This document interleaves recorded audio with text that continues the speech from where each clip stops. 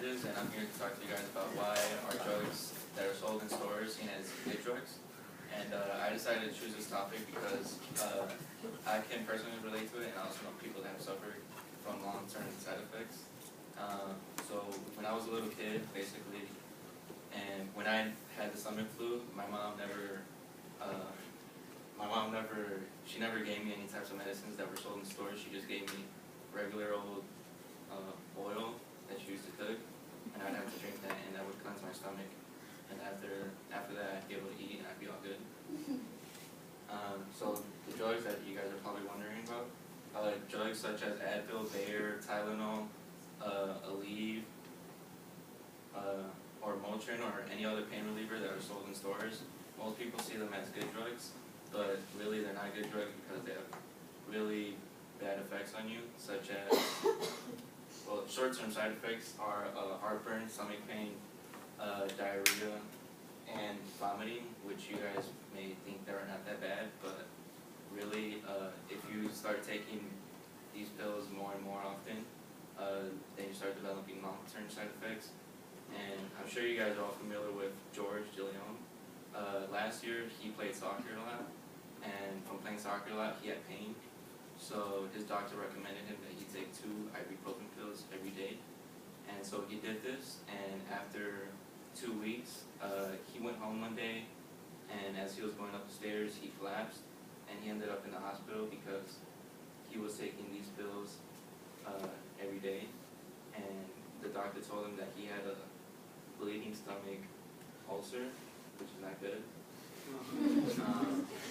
which is also one of the long-term side effects, which can also be liver or kidney damage, bleeding stomach ulcers, dizziness, and rashes. And I also interviewed 2 nurses. One of them was named Antonio Atlas, and Mr. Conley's sister Casey. And I asked them about how they felt about these drugs that are being sold in stores, and they both told me the same thing about how they're not good drugs, but they're also not bad drugs, because if you have a pain or a headache or something, and you take this every once in a while, then you'll be fine. But if you start relying on these drugs every now and then for when you get sick or something, then you'll start developing these long-term side effects. And unless you want to die or end up in a hospital, then you shouldn't be taking these, because each year 100,000 people are hospitalized because of these drugs. And 16,500 people die each year because of these drugs. So it makes you wonder about why are these drugs being sold in stores, and it makes you wonder if the government could be behind this.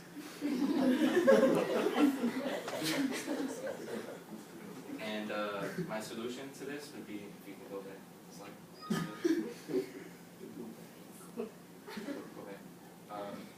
so for Tylenol, they have, I don't know if you can see this, but it says "See New Warning."